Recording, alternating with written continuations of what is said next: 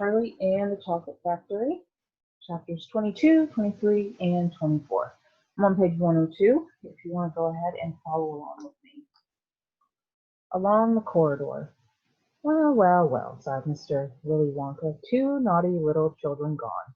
3 good little children left. I think we'd better get out of this room quickly before we lose anyone else. But Mr. Wonka, said Charlie Bucket anxiously, will Violet Beauregarde ever be all right again, or will she always be a blueberry? They'll dejuice her in no time flat, declared Mr. Wonka. They'll roll her into the dejuicing machine, and she'll come out just as thin as a whistle. But will she still be blue all over? Asked Charlie. She'll be purple, cried Mr. Wonka. A fine, rich purple from head to toe, but there you are. That's what comes from chewing disgusting gum all day long. If you think gum is so disgusting, said Mike TV, then why do you make it in your factory? I do wish you wouldn't mumble, said Mr. Wonka. I can't hear a word you're saying. Come on, off we go. Hurry up. Follow me. We're going into the corridors again. And so saying, Mr. Wonka scuttled across to the far end of the inventing room and went out through a small secret door hidden behind a lot of the pipes and stoves. The 3 remaining children, Verve Basalt, Mike TV, and Charlie Bucket, together with the 5 remaining grown-ups, followed after him. Charlie Bucket saw that they were now back in one of those long pink corridors with many other pink corridors leading out of it. Mr. Wonka was rushing along in front, turning left and right and left, and Grandpa Joe was saying, "Keep a good hold of my hand, Charlie. It would be terrible to get lost in here." Mr. Wonka was saying, "No time for any more messing about. We'll never get anywhere at the rate we've been going," and on he rushed down the endless pink corridor with his black top hat perched on the top of his head and his plum-colored velvet coat-tails flying about behind him with a flag in the wind. They passed another door, then another, and another. There were doors every 20 paces or so along the corridor now, and they all had something written on them. And strange clanking noises were coming from behind several of them, and delicious smells came wafting through the keyholes, and sometimes little jets of colored steam shot out from the cracks underneath. Grandpa Joe and Charlie were half running and half walking to keep up with Mr. Wonka, but they were able to read what it said on quite a few of the doors as they hurried by. "Edible marshmallow pillows," it said on one. "Marshmallow pillows are terrific," shouted Mr. Wonka as he dashed by. "They'll be all the rage when I get them into the shops. No time to go in, though, no time to go in." "Lickable wallpaper for nurseries," it said on the next door. "Lovely stuff, lickable wallpaper," cried Mr. Wonka, rushing past. It has pictures of fruit on it: bananas, apples, oranges, grapes, pineapples, strawberries, and snozberries. "Snozberries," said Mike Peavy. "Don't interrupt," said Mr. Wonka. "The wallpaper has pictures of all these fruits printed on it, and when you lick the picture of the banana, it tastes of banana. When you lick the strawberry, it tastes like strawberry. And when you lick the snozberry, it tastes exactly like a snozberry." "But what does a snozberry taste like?" "You're mumbling again," said Mr. Wonka. "Speak louder next time. On we go. Hurry up." "Hot ice creams for cold days," it said on the next door. "Extremely useful in the winter," said Mr. Wonka, rushing on. "Hot ice cream warms you up no end in freezing weather. I also make hot ice cubes for putting on in hot drinks. Hot ice cubes make hot drinks hotter." "Cows that give chocolate milk," it said in the next door. "Ah, my pretty little cows," said Mr. Wonka. "How I love those cows." "But why can't we see them?" asked Verve Basalt. "Why do we have to go rushing on past all these lovely rooms?" "We shall stop in time," called out Mr. Wonka. "Don't be so madly impatient." "Busy lifting drinks," it said on the next door. "Oh, those are fabulous," cried Mr. Wonka. "They fill you with bubbles, and the bubbles are full of special kind of gas, and this gas is so terrifically lifting that it lifts you right off the ground, just like a balloon, and up you go until your head hits the ceiling, and there you stay." "But how do you come down again?" asked little Charlie. "You do a burp, of course," said Mr. Wonka. "You do a great big long rude burp, and up comes the gas, and down comes you. But don't drink it outdoors. There's no knowing how high up you'll be carried if you do that. I gave some to an old Oompa Loompa once out in the backyard, and he went up and up and up and disappeared out of sight. It was very sad. I never saw him again. He should have burped, Charlie said. Of course he should have burped, said Mr. Wonka. I stood there shouting, burp, you silly ass, burp, or you'll never come down again. But he didn't, or couldn't, or wouldn't. I don't know which. Maybe he was too polite. He must be on the moon by now. On the next door it said, square candies that look round. Wait, cried Mr. Wonka, skidding suddenly to a halt. I am very proud of my square candies that look round. Let's take a peek. Chapter 23, Square Candies That Look Round.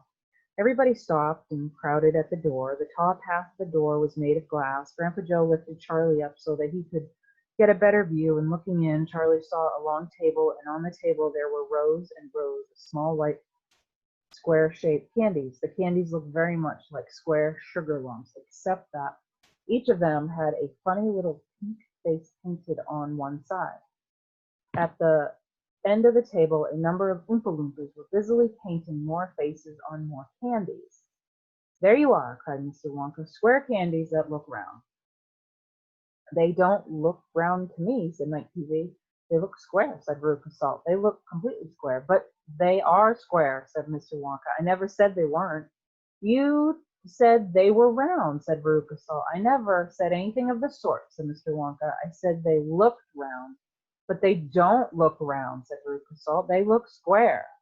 They look round, insisted Mr. Wonka. They most certainly do not look round, cried Veruca Salt. Veruca, darling, said Mrs. Salt, pay no attention to Mr. Wonka. He's lying to you. My dear old fish, said Mr. Wonka, go on and boil your head. How dare you speak to me like that, shouted Mrs. Salt.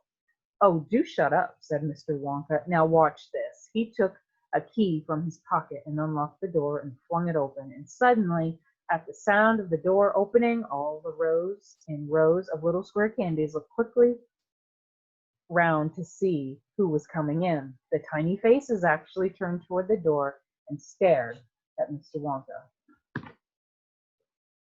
There you are, he cried triumphantly. They're looking round. There's no argument about it. They are square candies that look round. By golly, he's right, said Grandpa Joe. Come on, said Mr. Wonka, starting off down the corridor again. On we go. We mustn't dawdle. Butterscotch and butter gin, it said on the next door they passed. Now that sounds a bit more interesting, said Mr. Salt, Veruca's father. Glorious stuff, said Mr. Wonka. The Oompa Loompas all adore it. It makes them tiddly. Listen, you can hear them in there now, whooping it up. Shrieks of laughter and snatches of singing could be heard coming through the closed door. They're drunk as lords, said Mr. Wonka. They're drinking butterscotch and soda. They like that best of all. Butter gin and tonic is also very popular. Follow me, please. We really mustn't keep stopping like this. He turned left, he turned right. They came to a long flight of stairs. Mr. Wonka slid down the banisters. The three children did the same. Mr. Salt, Mrs. Salt, and Mrs. Teavee, the only women now left in the party, were getting very out of breath. Mrs. Salt was a great fat creature with short legs, and she was blowing like a rhinoceros. This way, cried Mr. Wonka, turning left at the bottom of the stairs. Go slower, panted Mrs. Salt. Impossible, said Mr. Wonka. We should never get there in time if I did. Get where? Asked Veruca Salt. Never you mind, said Mr. Wonka. You just wait and see. Chapter 24, Veruca in the Nut Room. Mr. Wonka rushed on down the corridor. The nut room, it said on the next door they came to. All right, said Mr. Wonka. Stop there for a moment and catch your breath. And take a peek through the glass panel of the store. Don't go in. Whatever you do, don't go into the nut room. If you go in, you'll disturb the squirrels. Everyone crowded around the door. Oh, look, Grandpa, look, cried Charlie. Squirrels, shouted Veruca Salt. Jeepers, said Mike Teavee. It was an amazing sight. 100 squirrels were seated upon high stools around a large table. On the table there were mounds and mounds of walnuts, and the squirrels were all working away like mad, shelling the walnuts at a tremendous speed. These squirrels are specially trained for getting the nuts out of walnuts, said Mr. Wonka explained. Why use squirrels? Mike TV asked. Why not use Oompa Loompas? Because, said Mr. Wonka, Oompa Loompas can't get walnuts out of walnut shells in one piece. They always break them in two. Nobody except squirrels can get walnuts whole out of walnut shells every time. It is extremely difficult, but in my factory, I insist upon using only whole walnuts. Therefore, I have to have squirrels do the job. Aren't they wonderful? The way they get those nuts out and see how they first tap each walnut with their knuckles to make sure it's not a bad one. If it's bad, it makes a hollow sound and they don't bother to open it. They just throw it down the garbage chute. There, look. Watch that squirrel nearest to us. I think he's got a bad one now. They watched the little squirrel as he tapped the walnut shell with his knuckles. He cocked his head to one side, listening intently, then suddenly he threw the nut over his shoulder into a large hole in the floor. Hey, Mummy, shouted Veruca Salt suddenly. I've decided I want a squirrel. Get me one of those squirrels. Don't be silly, sweetheart, said Mrs. Salt. These all belong to Mr. Wonka. I don't care about that, shouted Veruca. I want one. All I've got at home is 2 dogs and 4 cats and 6 bunny rabbits and 2 parakeets and 3 canaries and a green parrot and a turtle and a bowl of goldfish and a cage of white mice and a silly old hamster. I want a squirrel. All right, my pet, Mrs. Salt said soothingly. Mummy will get you a squirrel just as soon as she possibly can. But I don't want any old squirrel, Veruca shouted. I want a trained squirrel. At this point, Mr. Salt, Veruca's father, stepped forward. Very well, Wonka, he said, importantly, taking out a wallet full of money. How much you want for one of these crazy squirrels? Name your price. They're not for sale. Mr. Wonka answered. She can't have one. Who says I can't? Shouted Veruca. I'm going in to grab me a squirrel this very minute. Don't, said Mr. Wonka quickly, but he was too late. The girl had already thrown open the door and rushed in. The moment she entered the room, 100 squirrels stopped what they were doing and turned their heads and stared at her with small, black, beady eyes.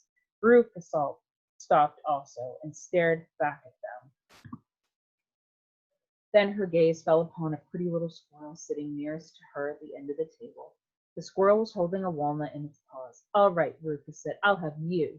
She reached out her hands to grab the squirrel, but as she did so, in that first split second when her hands started to go forward, there was a sudden flash of movement in the room, like a flash of brown lightning, and every single squirrel around the table took a flying leap towards her and landed on her body. 25 of them caught hold of her right arm and pinned it down. 25 more caught hold of her left arm and pinned that down. 25 caught hold of her right leg and anchored it to the ground. 24 caught hold of her left leg, and the one remaining squirrel, obviously the leader of them all, climbed up onto her shoulder and started tapping the wretched girl's head with its knuckles. Save her, screamed Mrs. Salt. Veruca, come back. What are they doing to her? They're testing her to see if she's a bad nut, said Mr. Wonka. You watch. Veruca struggled furiously, but the squirrels held her tight and she couldn't move. The squirrel on her shoulder went tap, tap, tapping the side of her head with the knuckles. Then all at once the squirrels pulled Veruca to the ground and started carrying her across the floor. My goodness, she is a bad nut after all, said Mr. Wonka. Her head must have sounded quite hollow. Veruca kicked and screamed, but it was no use. The tiny, strong paws held her tightly, and she couldn't escape. Where are they taking her? Shrieked Mrs. Salt. She's going where all the other bad nuts go, said Mr. Wonka, down the garbage chute. By golly, is she going down the chute? Said Mr. Salt, staring through the glass door at his daughter. Then save her, cried Mrs. Salt. Too late, said Mr. Wonka. She's gone. And indeed she had. But where? Shrieked Mrs. Salt, flapping her arms. What happens to the bad nuts? Where does the chute go to? That particular chute, Mr. Wonka told her, runs directly into the great big main garbage pipe, which carries away all the rubbish from every part of the factory. All the floor sweepings, potato peelings, rotten cabbages, and fish heads, and stuff like that. Who eats fish and cabbage and potatoes in this factory? I'd like to know, said Mike TV. I do, of course, answered Mr. Wonka. You don't think I live on cocoa beans, do you? But, shrieked Mrs. Salt, where does the great big pipe go to in the end? Why, to the furnace, of course, Mr. Wonka said calmly. To the incinerator. Mrs. Salt opened her huge red mouth and started to scream. Don't worry, said Mr. Wonka. There's always a chance that they've decided not to light it today. A chance, yelled Mrs. Salt. My darling Veruca. She'll be sizzled like a sausage. Quite right, my dear, said Mr. Salt. Now, see here, Wonka, he said. I think you've gone just a shade too far this time. I do indeed. My daughter may be a bit of a frump. I don't mind admitting it, but that doesn't mean that you can roast her to a crisp. I'll have you know I'm extremely cross about this. I really am. Oh, don't be cross, my dear sir, said Mr. Wonka. I expect she'll turn up again sooner or later. She may not even have gone down at all. She may be stuck in the chute just below the entrance hole, and if that's the case, all you have to do is go in and pull her up again. Hearing this, both Mr. and Mrs. Salt dashed into the nut room, ran over to the hole in the floor, and peered in. Veruca, shouted Mrs. Salt, are you down there? There's no answer. Mrs. Salt bent further forward to get a closer look. She was now kneeling right on the edge of the hole, with her head down and her enormous behind sticking up in the air like a giant mushroom.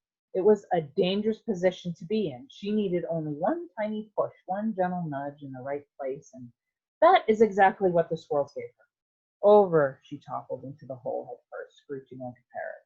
Good gracious me, said Mr. Salt as he watched his fat wife go tumbling down the hole. What a lot of garbage there's going to be today. He saw her disappearing into the darkness.